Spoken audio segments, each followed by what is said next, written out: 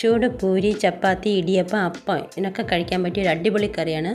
ഞാൻ ഇതിലേക്ക് ഒരു ചട്ടി അടുപ്പത്ത് വെച്ച് അതിലേക്ക് ഓയിൽ ഒഴിച്ചു കൊടുത്ത് കടുക് ഇട്ട് കൊടുത്ത് കടുക് പൊട്ടി വരട്ടെ. കടുക് പൊട്ടിയതിന് ശേഷം കുറച്ച് ഉഴുന്ന് പരിപ്പ് ഇട്ട് കൊടുക്കാം. ഉഴുന്ന് പരിപ്പ് ഒന്ന് ചുവന്ന് വരുമ്പോഴേക്കും കുറച്ച് കറിവേപ്പില ചേർത്ത് കൊടുക്കാം. ഇനി ഇതിലേക്ക് ഞാൻ സവാള ചെറുതായിട്ട് കട്ട് ചെയ്ത് വെച്ചിട്ടുണ്ട്, അതുകൂടെ ചേർത്ത് കൊടുക്കാം.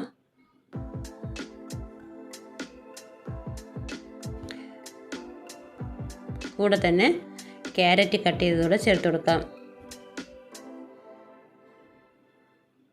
രണ്ടും നമുക്കൊന്ന് ഇളക്കി യോജിപ്പിച്ചെടുക്കാം.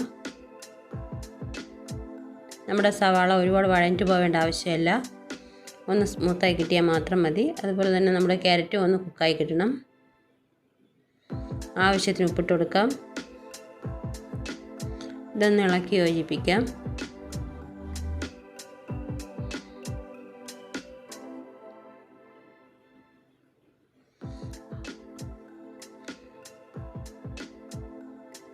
സവാളയും അതുപോലെ തന്നെ ക്യാരറ്റും കുക്കായി കിട്ടുന്നതിന് ആവശ്യമായ വെള്ളം ഒഴിച്ചു കൊടുക്കാം. ചൂടുവെള്ളമാണ് ഒഴിച്ചു കൊടുത്തു.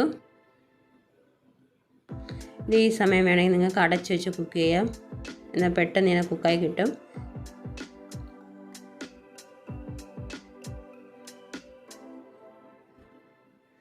സവാളയും ക്യാരറ്റും കുക്കായിട്ടുണ്ട്. ഇതിലേക്ക് ആവശ്യമായ പൊടികൾ ചേർത്ത് കൊടുക്കാം. 1/4 സ്പൂൺ മഞ്ഞൾപ്പൊടിയും 1/4 സ്പൂണോളം കുരുമുളക് ചതച്ചതും കൂടെയാണ് ചേർത്ത് കൊടുത്തത്.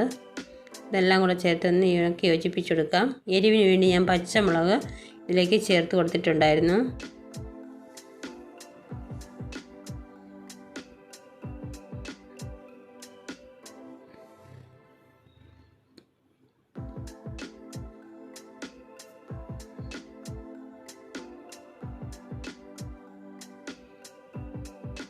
പൊടിയുടെ പച്ചമണം എല്ലാം മാറി നമ്മുടെ സവാള എല്ലാം ഒന്ന് പിടിച്ച് കിട്ടിയിട്ടുണ്ട്.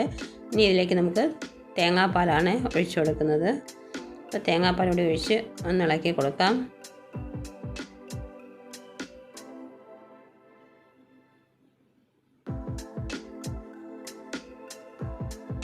തേങ്ങാപ്പാലെല്ലാം നല്ലോണം ഇത് ചൂടായി കിട്ടിയിട്ടുണ്ട്. ഇനി ഇതിലേക്ക് കുക്ക് ചെയ്ത് വെച്ചിട്ടുള്ള ഉരുളക്കിഴങ്ങാണ് ഞാൻ ചേർത്ത് കൊടുത്തിട്ടുള്ളത്. ഉരുളക്കിഴങ്ങ് നല്ലോണം പൊടിച്ച് കൊടുക്കുക, അല്ലെങ്കിൽ കഷ്ണങ്ങളായിട്ട് മുറിച്ചും ചേർത്ത് കൊടുക്കാവുന്നതാണ്. ഈ ഉരുളക്കിഴങ്ങെല്ലാം നല്ലോണം വെന്തുടഞ്ഞ് കറി നല്ലോണം കുറുകി കിട്ടണം.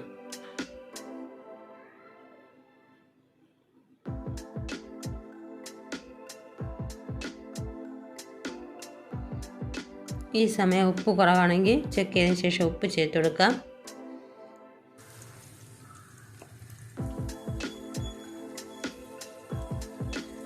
ഇനി ഇതിലേക്ക് കട്ട് ചെയ്ത് വെച്ചിട്ടുള്ള മല്ലിയില കൂടി ചേർത്ത് കൊടുക്കാം. മല്ലിയിലയുടെ ഫ്ലേവറൊക്കെ നമ്മുടെ കറിയിൽ ഇറങ്ങി വരുന്നതുവരെ ഒരു 2 സെക്കൻഡ് ഒന്ന് കുക്ക് ചെയ്തെടുക്കാം.